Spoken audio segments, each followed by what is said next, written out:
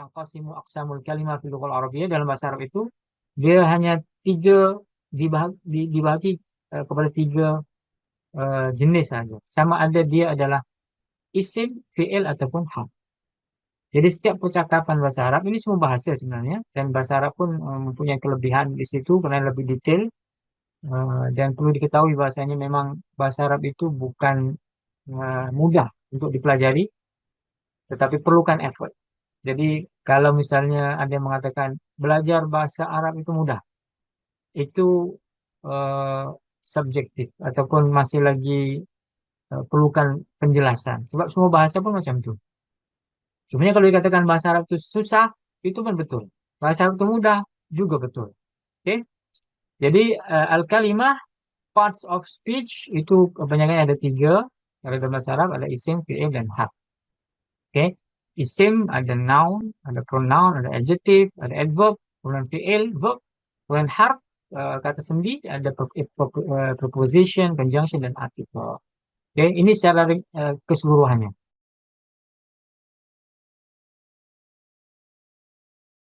Kata ganti nama dalam bahasa Arab yang dipanggil sebagai ad-dhamair. Ad-dhamair ini masuk dalam kategori isim.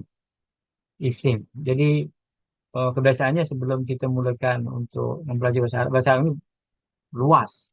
Dan tadi tak tahu siapa dia, mungkin ini adalah seorang pelajar yang pernah belajar bahasa Arab, kemudian nak cuba mengenalkan bahasa Arab kepada halayak ramai berkaitan dengan bahasa Arab muda, bahasa Arab yang untuk anak-anak muda, untuk mereka-mereka yang nak berjinak-jinak dengan bahasa Arab, maka eh, Cek ini eh, coba memperkenalkan, dimulakan dengan yang mudah, yaitu bermula dari ad-dhamair ataupun kata ganti. Jadi kata ganti ini dia keseluruhannya ada banyak sebenarnya. Jadi yang mudah-mudah dulu yang perlu kita tahu. Jadi boleh untuk mula berjinak-jinak dengan bahasa-bahasa yang mudah, dimulakan dengan ana, anta, saya, kamu, dia, huwa, huma, hum, mereka, kami, nahnu, dan sebagainya. Jadi kebiasaannya dimulakan dengan kalimat-kalimat yang mudah ini. Oke. Eh, Tadi dia sebut berkaitan dengan fi'il misalnya. Yang kata kerja pun ada banyak jenisnya. Bahasa Arab ini, kalau dah ada, saya pernah sebut pada sesi hari itu kan, kita ada lebih daripada 3.000 perkataan bahasa Melayu yang sudah menjadi bahasa Melayu yang ada di dalam Kamus Dewan Bahasa dan Pustaka, yang ianya dipinjam daripada bahasa Arab. Itu ada 3.000 perkataan atau lebih, dan kita faham itu. Maknanya dasar ataupun eh, asas bahasa Arab kita ini sebenarnya sangat sangat luas dan sangat tinggi, karena kita mampu dan faham perkataan-perkataan bahasa Arab yang asal bahasa Arab itu sangat banyak. Sedangkan apabila seseorang mempunyai perbendaharaan perkataan hanya 500 sahaja dalam bahasa asing, bahasa yang bukan bahasa kita, sepatutnya dia dah boleh bercakap secara lancar, boleh faham, boleh bercakap secara lancar dengan bahasa yang bukan bahasa kita itu. Maknanya sangat mudah. Cumanya dari segi mungkin susunan yang berbeza sedikit, dari segi praktis kita tak amalkan, kita tak cuba untuk berlatih dan sebagainya, itu yang mungkin kurang. Jadi memang diperlukan sebenarnya disebut tadi, boleh praktiskan kepada siapapun, sama ada dengan orang Arab, dengan ustadz, dengan misalnya penjual-penjual yang apabila kita pergi umroh dan sebagainya, boleh saja. Oke, itu berkaitan dengan kata ganti nama dalam bahasa Arab. Jadi tadi dia sebutkan syarat apa, dia punya formula kan, dia ada em, 14, 14 ya. Ada 14 ya, ikut ikut jari tadi itu kan, eh, yang kata ganti orang ketiga ataupun dipanggil sebagai domir gaib, orang ketiga yang tidak sedang bercakap dengan kita, untuk lelaki dan perempuan.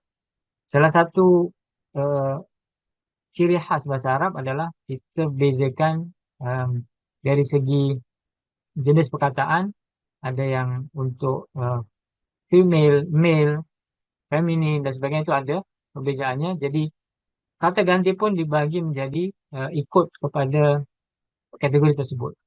Kategori lelaki ada tiga untuk yang eh, kata ganti nama orang ketiga, yaitu dia, mereka berdua dan mereka untuk lelaki. Huwa, huma, hum. Kemudian sama juga yang untuk perempuan, tiga juga, dia, ia, mereka berdua, huma, dan mereka perempuan ramai, hunna. Nah, kemudian kategori yang kedua adalah kata ganti untuk orang yang kedua yang kita ajak bercakap, yang dipanggil sebagai domir, kata ganti mukhatab, orang yang kita ajak bercakap. Orang yang kita ajak bercakap maknanya kamu. Kamu untuk lelaki anta. Kemudian kamu berdua antuma dan kalian lelaki antum. Sama juga yang bagian perempuan anti, kamu perempuan, kalian kamu berdua perempuan antuma, kemudian kalian perempuan antunna. Nah, ini dah 12 dicampur dengan eh, domir atau kata ganti orang pertama. Maksudnya mutakalim yang bercakap nih. Saya dengan kami. Saya, ana, kami, nahnu. Nah, itu dia punya formula. Jadi kalau boleh em, senang nak hafalkan. Oke, udah banyak lagunya. Kemudian mungkin supaya mudah untuk dihafal, boleh dilakukan dan sebagainya berkaitan dengan domair atau kata ganti dalam bahasa Arab.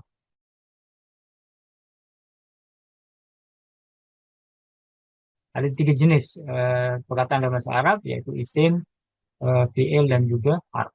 Jadi kalau kita tengok kalimat dalam bahasa Arab, ada isim. Isim ini adalah contohnya biasalah Ahmad, Qadhi. Qadhi ini seorang hakim. Sariqah. Sariqah pencurian, mencuri.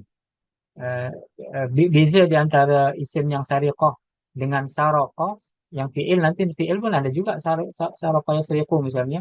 Tapi dia ada masuk dalam kategori fiil. Cumanya kalau sariqatun adalah eh, theft ataupun perbuatan mencuri. Namanya eh, dalam bahasa Arab dikatakan sebagai isim. Kemudian ana tadi kata ganti huwa, hiya, anta. Kemudian mahkamah. Mahkamah pun kategori sebagai isim, jinayah, mal, dan sebagainya. Maknanya tadi disebutkan setiap jenis huruf ini dia ada ciri-cirinya. Kalau isim itu mahia sifatul isim. Ciri-ciri isim itu apa? Yang pertama, salah satunya adalah menunjukkan nama seseorang ataupun menunjukkan profesi seseorang. Kemudian misalnya dalam kalimat itu dia ada tanwin. Tadi disebutkan kan, kalau dalam satu kalimat kita baca kedua ada tanwin sama ada un, in, an. Maknanya ada tanwin. Oh, ini adalah tanda-tanda sebagai satu kalimat isim. Jadi sariqatun, uh, semua berkaitan dengan apa yang ada tanwin di belakang tuh boleh jadi ataupun boleh jadi tanda yang ia adalah tanda isim. Kadang ada juga di antara tanda isim adalah ada alif lam di depannya yang boleh dimasuki alif lam. Eh, Contohnya sariqatun. Bila dimasukkan alif lam jadi as-sariqatu, al itu menjadi ciri atau tanda isim. Ada juga tanda isim dia di belakangnya ada ta marbutah, sariqah. Nah, sariqah ini pun ta marbutah. Ta yang apa yang bulat, tertutup marbutah. Oke, baik. Kemudian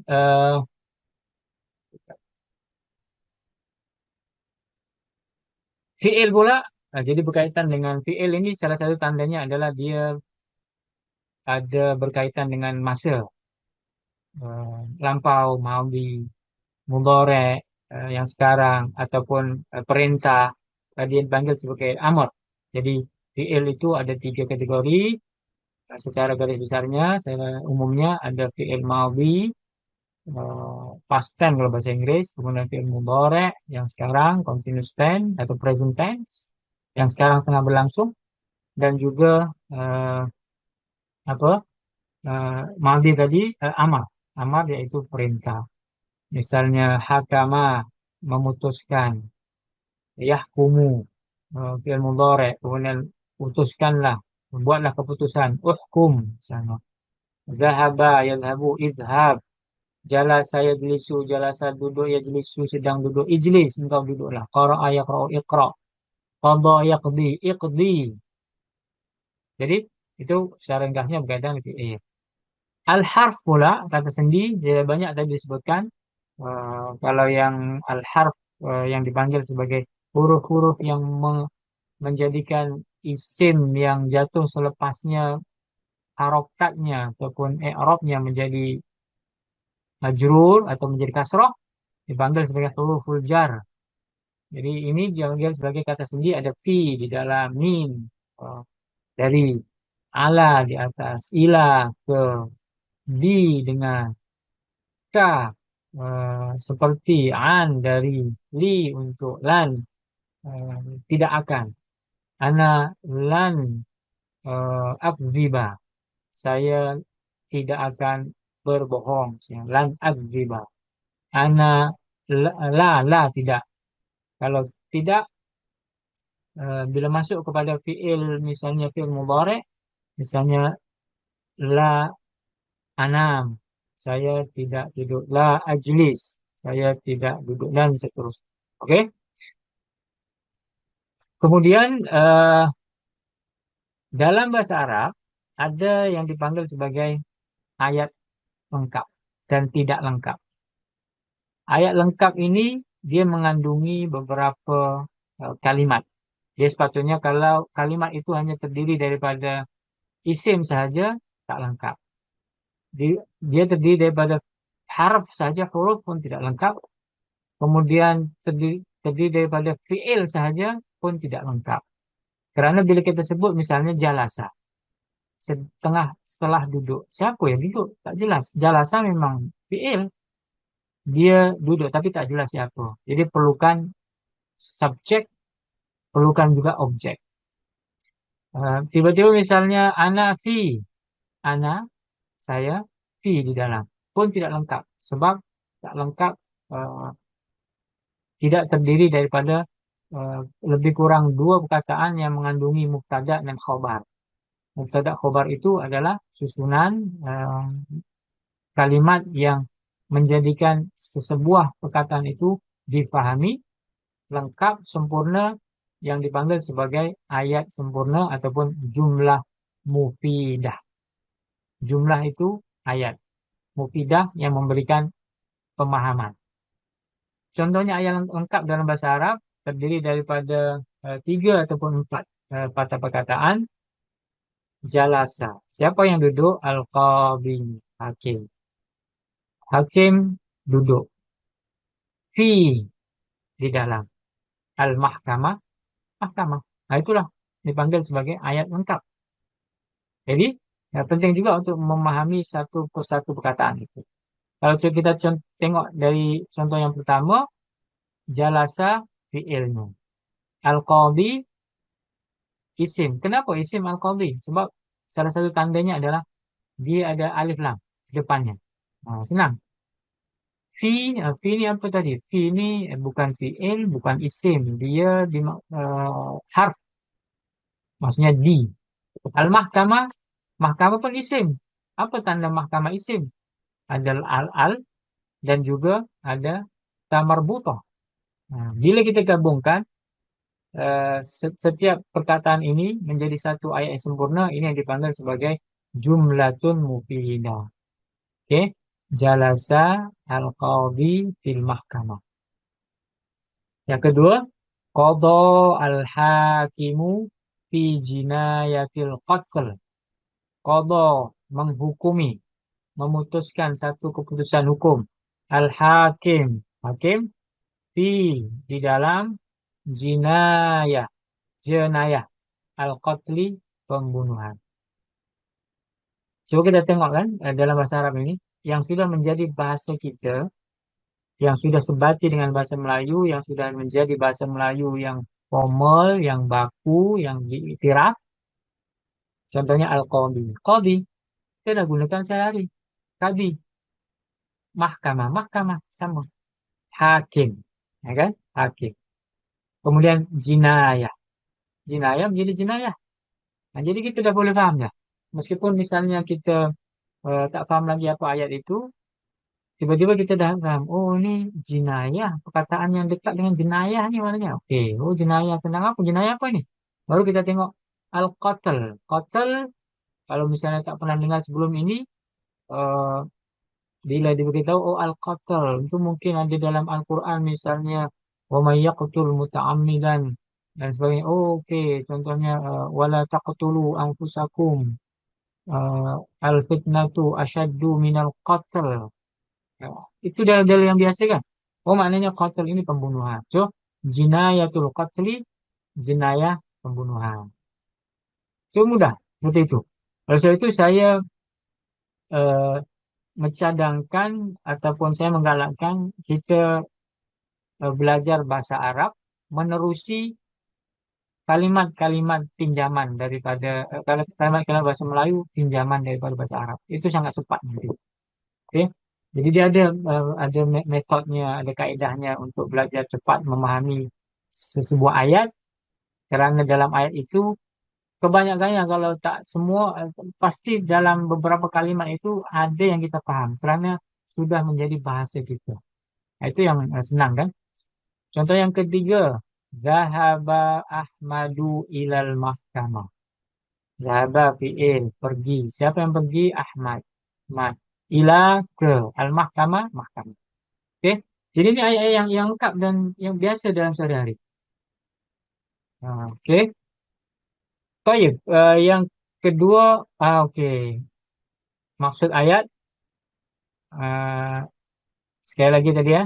Jalasa al-qadhi ila jalasa al-qadhi fil mahkamah. Jadi mereka, bagi mereka yang eh, apa belum terbiasa ataupun baru baru nak baca ataupun baru nak faham. Qadha al-hakim fi jinayatil qatli dhahaba Ahmadu ila al-mahkamah. Jadi saya minta cuba terjemahkan kalimat ataupun contoh-contoh ayat yang lengkap ini. Dia ayat sederhana tetapi lengkap. Okey, boleh ambil beberapa perkataan yang baru. Contohnya apa? Kalau yang di atas ini nomor satu hanya jalasa saja. Yang lain dah faham dah. Kemudian yang kedua mungkin perkataan al-qadha, qadha dengan al-qatl. Kita pegang tuh keywordsnya. Kemudian zahaba saja yang apa yang kita tak tahu misalnya. So zahaba saja, zahaba maksudnya pergi. Ahmad ila mahkamah sudah jelas. Oke? Oke. Oke. Seterusnya kita murojaah semula. Uh, kita murojaah dari isim tadi itu ternyata ada pembagiannya lagi. Isim atau kata nama dalam bahasa Arab ternyata ada pembagian yang perlu kita tahu juga. Dia ada tiga, dibagi menjadi tiga. Isim mufrad, isim musanna, dan isim jamak. Dalam bahasa Melayu ada mufrad dengan jamak pun tidak ada. Sangat mudah bahasa Melayu. Kalau banyak maksudnya kita tambah saja. Kalau rumah, rumah-rumah. Kalau dua rumah, kalau dua, dua rumah, tambah dua saja. Tapi bahasa Arab berbeda sedikit kerana berkaitan dengan dia satu kalimat, satu jenis, satu bentuk, tetapi bila bertukar kepada mufrad atau bertukar kepada musanna atau double dan bertukar kepada jamak, dia hanya berlaku pertukaran dari segi huruf. Jadi bukan misalnya mahkamah-mahkamah itu banyak mahkamah, bukan. Dalam bahasa Arab contohnya kalau mahkamatun atau mahkamah itu satu mahkamah, kalau dua ditambahkan alif dan nun di belakangnya. Jadi dipanggil sebagai idhafatu harfi al-alifi wan nun fi akhiri al-kalimah. Tinggal ditambahkan dengan alif dan nun ataupun nanti ada juga yang ditambahkan dengan ya dan nun sudah menjadi double ataupun musanna. Yang jamak, yang jamak ini perlu kita hafal karena berubah bentuk. Kadang-kadang perubahan itu beraturan, kadang-kadang tidak beraturan. Jadi yang kita perlu pahami di sini adalah perkataan isim itu ada tiga jenis: mufrad, tunggal, musanna, double, dan jamak itu banyak. Oke. Dan satu lagi perbezaan ataupun jenis kata nama ternyata dari segi eh, apa feminin dengan maskulin, ada perempuan dan ada laki-laki. Perempuan dipanggil sebagai mu'annas dalam bahasa Arab, laki-laki dipanggil sebagai muzakkar. Kenapa perlu dibedakan? Tak sama misalnya dengan bahasa Melayu. Kalau bahasa Melayu, Ali bermain. Dengan Fatimah bermain. Sama, bermain. Cuma dalam bahasa Arab, kalau Ali yal'ab, Ali bermain.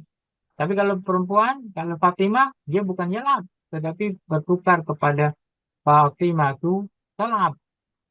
Maka dari itu kita dibezakan di situ. Ini antara ciri-ciri dan kelebihan eh, atau bahasa Arab. Mungkin ada kemiripan beberapa bahasa lain. Mungkin bahasa Inggris ada he, ada she. Kemudian bila misalnya IVL yang selepas eh, domir ana, misalnya I, itu tidak bertukar menjadi eh, apa ditambah S dan sebagainya. Kalau bahasa Inggris macam tu. Kalau he eat, he eats. Kalau I eat saja. Tak ada S, itu pertukaran. Dalam bahasa Arab lebih detail dan lebih rumit lagi bila melibatkan mudzakkar dengan muannats, melibatkan male dengan female. Oke, ada jenis-jenisnya. Contohnya kalau di antara ciri khas tanda-tanda kalimat itu adalah female, ada ta marbutah. Contohnya hakim, hakim, hakim lelaki. Tapi kalau perempuan, hakimah, hakim perempuan. Qadhi, qadhi lelaki. Tapi kalau qadhi perempuan, tambahkan alif, tambahkan ya, ta marbutah menjadi qadhiyah. Oke, contohnya mu'annas juga adalah nama seseorang. Fatimah itu mu'annas.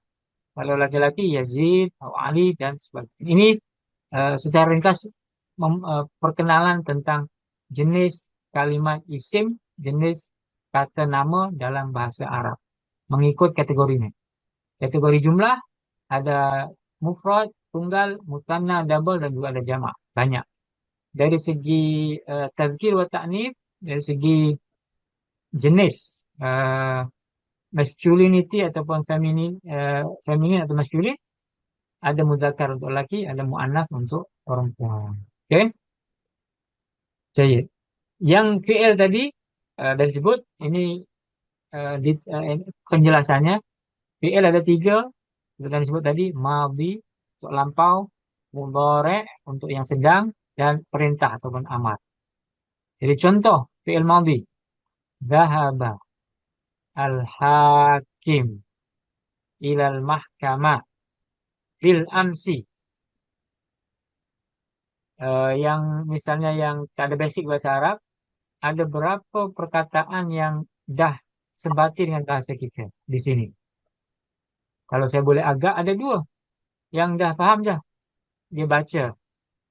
Zahabal hakim ilal mahkamah bil ams. Hakim, hakim ni hakim. Ilal mahkamah, mahkamah. Ini ada mahkamah ni. Jadi ada dua dah dapat.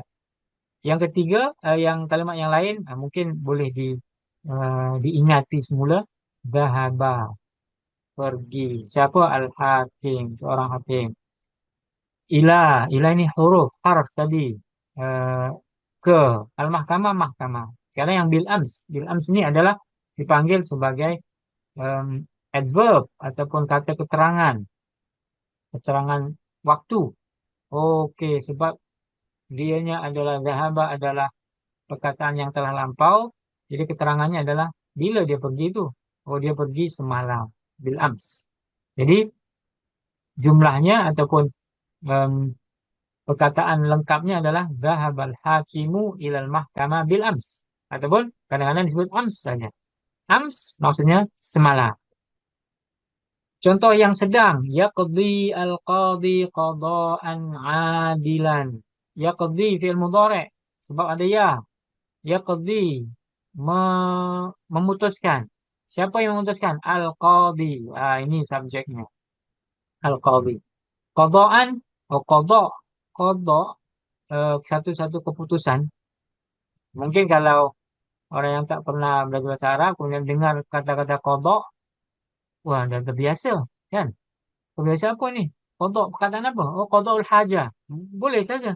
Qada' itu maksudnya apa? Menyelesaikan. Qada'ul hajah, menyelesaikan hajatnya. Maksudnya dia pergi ke tandas. Tapi kat sini tengoklah konteksnya. Qada'an, oh, memutuskan satu penyelesaian keputusan. Keputusan penyelesaiannya macam mana? Adil, adilan, adil. Oh, senang. Kemudian untuk yang perintah, idhab ilal mahkamah al-an. Idhab, kata perintah, pergilah engkau ila al-mahkamah, ke mahkamah al-an. Al-an kata keterangan dipanggil sebagai keterangan waktu sekarang. Al-an sekarang. Oke. Jadi ini adalah contoh-contoh perkataan yang berkaitan dengan fi'il. Oke, maksud ayat tadi nanti saya akan share slides ini untuk ulang kaji bagi mereka yang masuk dalam kelas ini. Insya Allah. Oke, ini tadi domir ada ana, nahnu, anta, anti, huwa, hiya. Nah, ini adalah kata ganti nama dalam bahasa Arab. Oke, contoh ayat lengkap yang terdiri daripada dua perkataan. Ini dipanggil sebagai contoh ayat lengkap kategori yang dimulakan dengan isim. Maka sesebuah kalimat bahasa Arab apabila dimulakan dengan isim, dia dipanggil sebagai jumlah ismiyah, ayat ismiyah. Dua perkataan saja dan dianya sudah lengkap kerana boleh difahami. Apa contohnya? Contohnya ana qadi. Kalau dia laki-laki. Kenapa? Ana kan saya. Bila laki-laki tidak ada ianya. Ana qadi. Tapi kalau perempuan, ana qadiyah. Sama juga.